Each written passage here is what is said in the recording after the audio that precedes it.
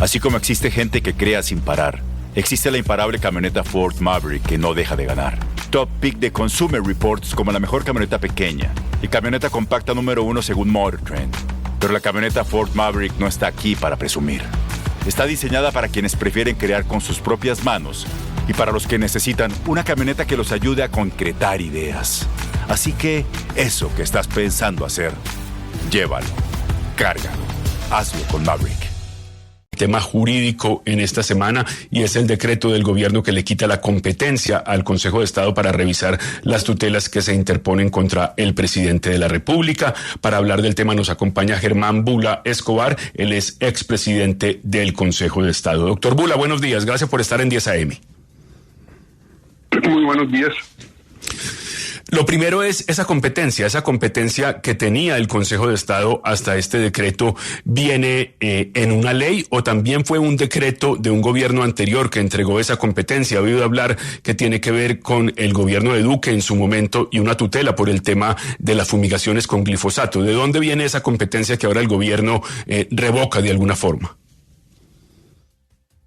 Bueno, sí, la historia que se conoce es que en el año 21 el gobierno de Duque quería centralizar algunos temas en particular, pues lo que tiene que ver con el presidente de la República, la seguridad nacional y temas de erradicación de cultivos ilícitos.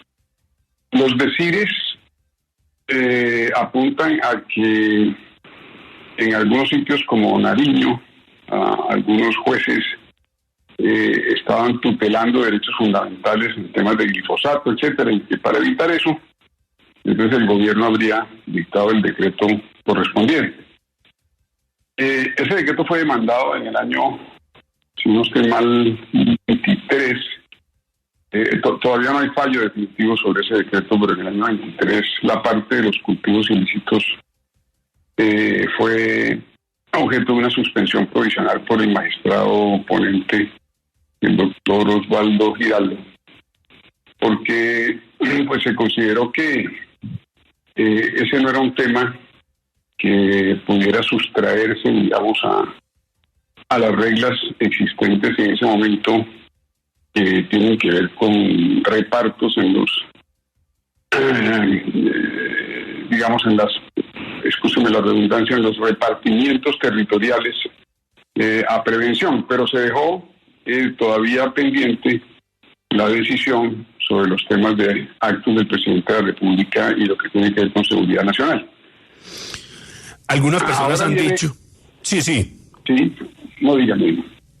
No, que algunas personas han dicho que no se puede, digamos, por parte del gobierno, no puede el gobierno, por medio de un decreto, repartir esas competencias o designar esas competencias que habría, digamos, legalmente ya asignadas y que un decreto del gobierno no podría hacerlo, y se habla de la separación de poderes. Eso sería entonces en los dos casos, tanto en el gobierno de Duque como ahora en el gobierno de Gustavo Petro. Exacto. Digamos que decreto come decreto, y en ese sentido el señor Montealegre es agudo, digamos, para buscarle la comba al palo, pero hay digamos, en mi modo de ver, hay una confusión de competencia y reparto. Porque fíjense que se habla de que esos decretos solo tienen que ver con el reparto de las tutelas.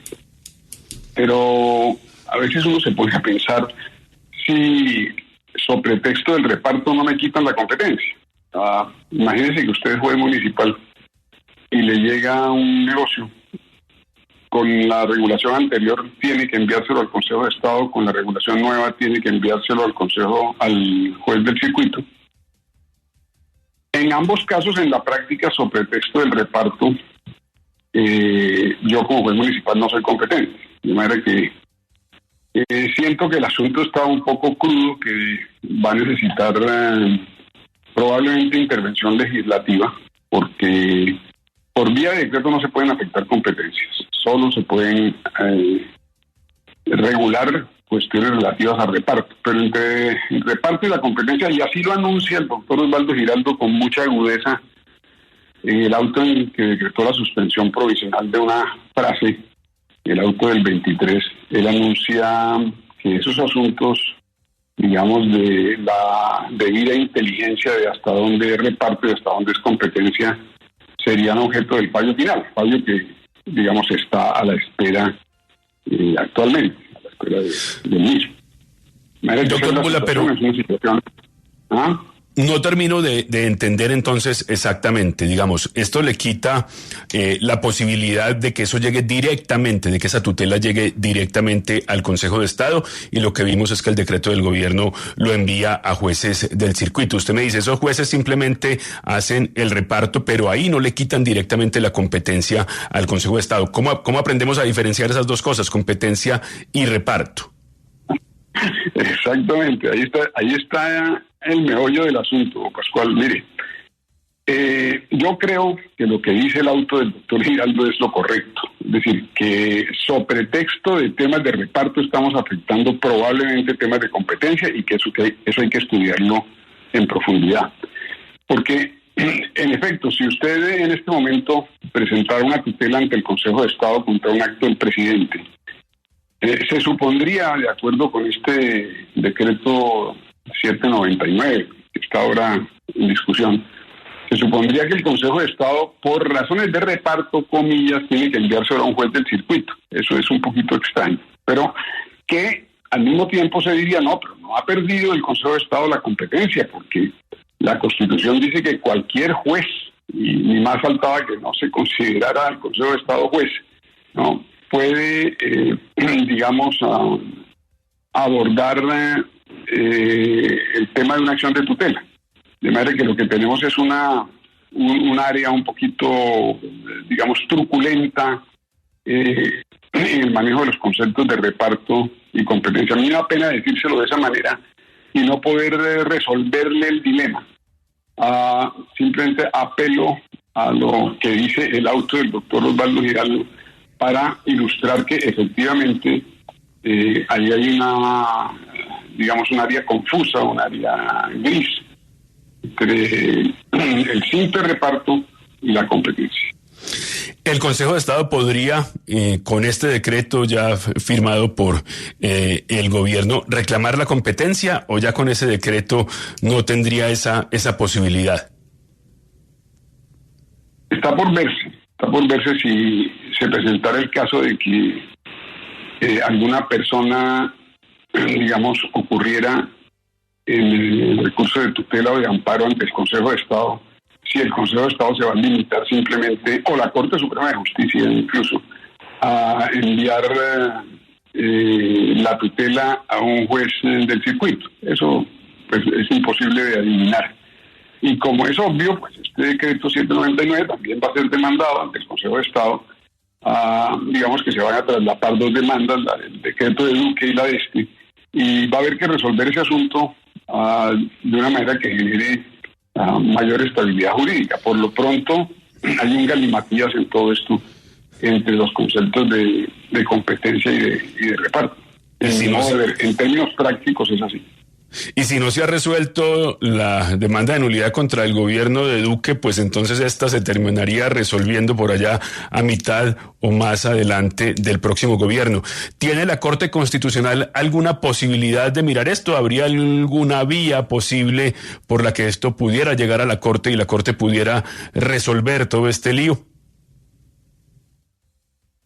La Corte tiene, digamos, esa posibilidad si hay algún recurso de insistencia en una tutela específica que sea resuelta. Ahí se podría pronunciar.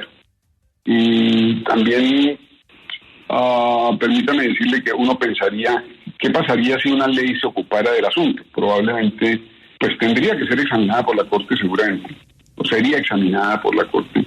Y una ley de esa naturaleza corre un alto riesgo de ser declarada inconstitucional, porque se supone que la Constitución sencillamente se refiere al juez en general como competente para conocer de tutelas. Y estamos en un campo bastante complejo. Ahora, lo que sucede con este 799 es que sí despide un olorcillo de, digamos, se dice por allí que es de venganzas contra el Consejo de Estado. Ahora yo no sé qué venganza puede haber contra el Consejo de Estado. El Consejo de Estado le salvó la vida política a Petro, por ejemplo.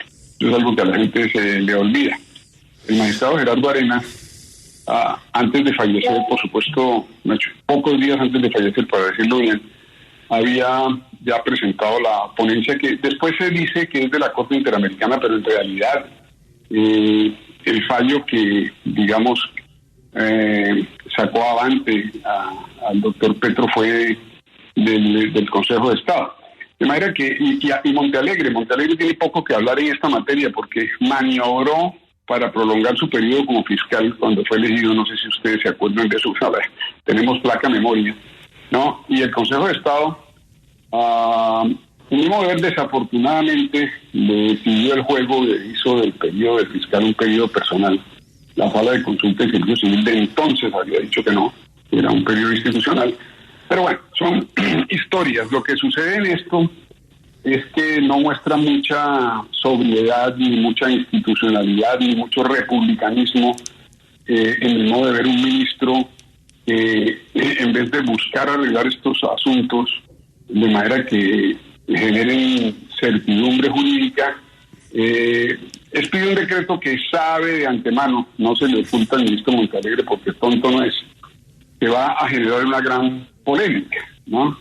Esto probablemente le sirve a su ego, ¿no? Le sirve a sus propósitos políticos, pero no le sirve a la sociedad colombiana, que es lo que estamos viendo en los últimos tiempos, ¿no? Lo que hacen los funcionarios públicos le sirve a su ego, los que hacen los dirigentes políticos le sirve a su ego, pero la sociedad colombiana sigue a la espera de las grandes reformas, sigue a la espera de los grandes cambios, digamos, aplastada, sepultada, atenazada por este tipo de conductas.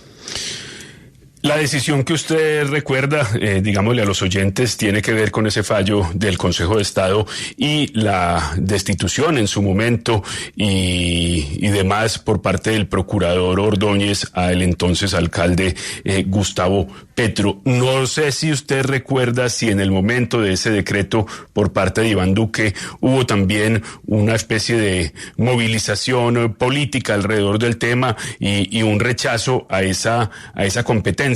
¿Recuerda si también se dio, además de esa demanda de nulidad, también un revuelo político por esa decisión, por ese decreto? Sí hubo rechazo y sí hubo revuelo. Y en el modo de ver merecidos. Es que ese decreto, si yo no estoy equivocado, tuvo cerca de, creo que fueron 11 demandas que por supuesto se acumularon en ese proceso, que por eso es tan voluminoso y tan complejo, al que nos hemos referido.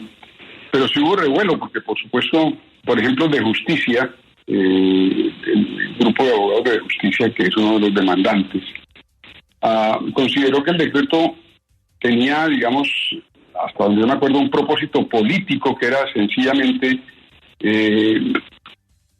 la búsqueda por parte del gobierno Duque de evitar que los jueces locales en Nariño, que tenían capacidad de ver los estragos del glifosato, como se estaba asperjando en ese momento, etcétera, detuvieran esa actividad de aspersión. Entonces, tenía también un propósito político, no era realmente un decreto con espíritu republicano en toda su extensión. Entre otras cosas, de ahí que el Consejo de Estado haya suspendido la frase correspondiente del decreto en el año 23.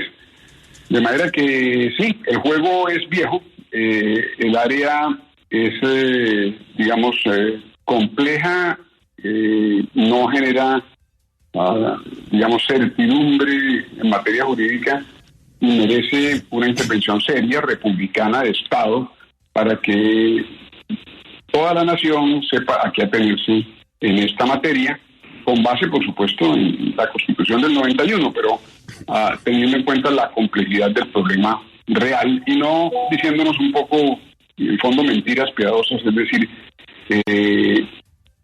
escarceándole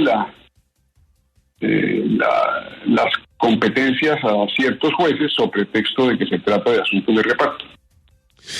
Pues doctor Bula, muchas gracias por explicarnos lo que hasta ahora parece bien enredado, bien difícil y que simplemente, como usted dice, parece una decisión política, si se quiere, para castigar de algún modo al Consejo de Estado. Pero recordemos que al presidente tampoco le gustan las decisiones de la Corte Constitucional, ni del Banco de la República, ni de la Corte Suprema, así que las venganzas entonces van a tener que ser múltiples. Es el doctor Germán Bula Escobar, expresidente del Consejo de Estado. Muchas gracias. Buen día, gracias.